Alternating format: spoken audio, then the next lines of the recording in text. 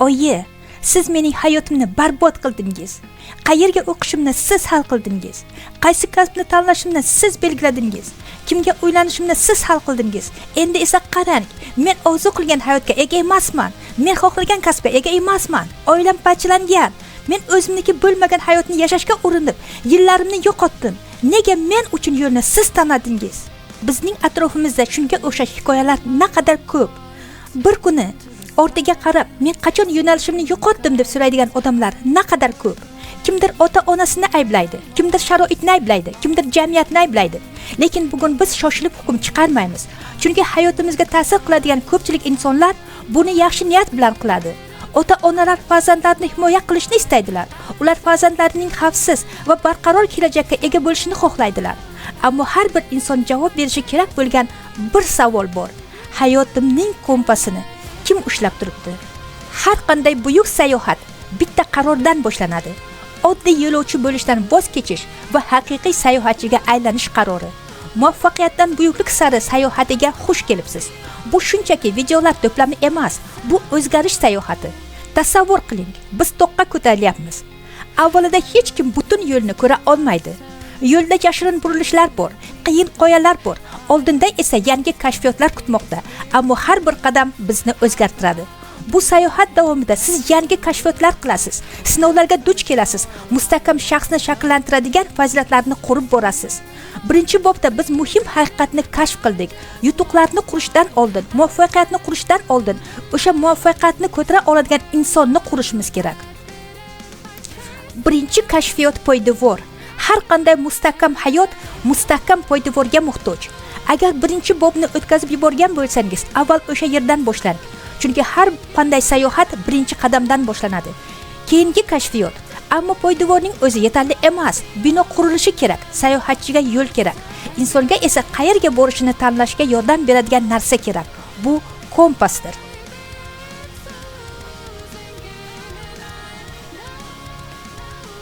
Bugun biz navbatdagi vositani kashf qildik. Kompas. Ko'pchilikning orzulari bor, qobiliyatlari bor, imkoniyatlari bor, lekin baribir o'zini yo'qotgandek his qiladi. Nega? Chunki ular harakat qilmoqda, ammo yo'nalishni kim tanlayotganini bilmaydi.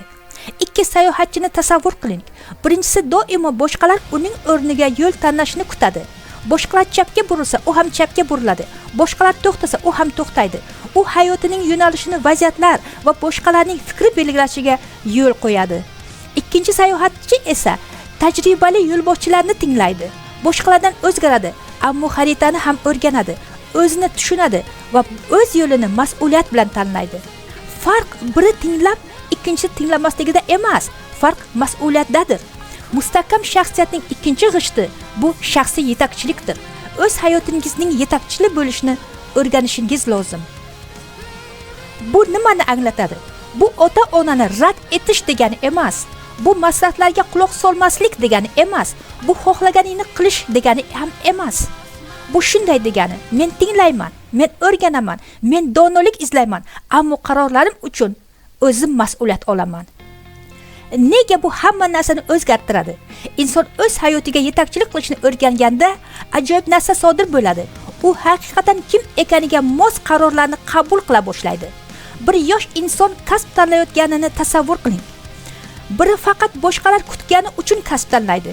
Balki u ma'lum yutuqlarga erishar, ammo ichida bo'shliqni his qiladi, chunki u boshqaning yo'lidan yuryapti. Boshqasi esa o'zini anglash uchun vaqt ajratadi, o'z qobiliyatlarini kashf qiladi, mahoratlarini rivojlantiradi, o'z iste'dodlarini ishlata oladigan kasbni tanlaydi. Natija nima bo'ladi? Uning rag'bati ortadi, u yanada muvaffaqiyatli bo'ladi, hayotidan qoniqish his qiladi. Oilasi ham baxtliroq bo'ladi, chunki ular haqiqatan yashayotgan insonni ko'radilar. Muhim munosabatlarda ham xuddi shu tamoyil amal qiladi. Hayotni o'zgartiradigan qarorlar faqat bosim yoki qo'rquv ostida qabul qilinmasligi kerak. Inson o'z qadriyatlarini bilishi kerak, o'z xarakterini, o'z mas'uliyatini. Odamlar yetuk qarorlar qabul qilganda sog'lomroq munosabatlar quriladi. Bir inson kuchliroq va baxtliroq bo'lsa, atrofidagilar ham bundan faqat foyda ko'radi. Muhim bir haqiqatni yodda tutaylik. Ota-ona bebaho ne'mat. Ularning tajribasi qimmatli. Ularning maslahati ko'p xatolardan saqlashi mumkin. Ammo ota-ona bizdagi barcha ichki imkoniyatlarni ko'ra olmaydi. Ular barcha qobiliyatlarimizni bilmasligi mumkin, barcha qiziqishlarimizni tushunmasligi mumkin. Ular bizning o'rnimizga yo'limizni kashf qila olmaydi. Shuning uchun o'zimizni ifoda etishni o'rganishimiz kerak. Yopiq kitob kabi yashirinmasligimiz kerak. Nimani yaxshi ko'rishimizni kashf qilishimiz kerak. Nimaga qodir ekanimizni rivojlantirishimiz kerak. Kelajagimiz uchun mas'uliyatni o'z zimmamizga olishimiz kerak.